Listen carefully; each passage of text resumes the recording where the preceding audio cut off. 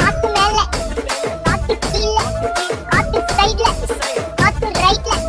வீட்டு மேல காத்தடிக்குது காத்து ரொம்ப நாத்தடிக்குது சைடுல பார்த்தா குப்பை மேடுமா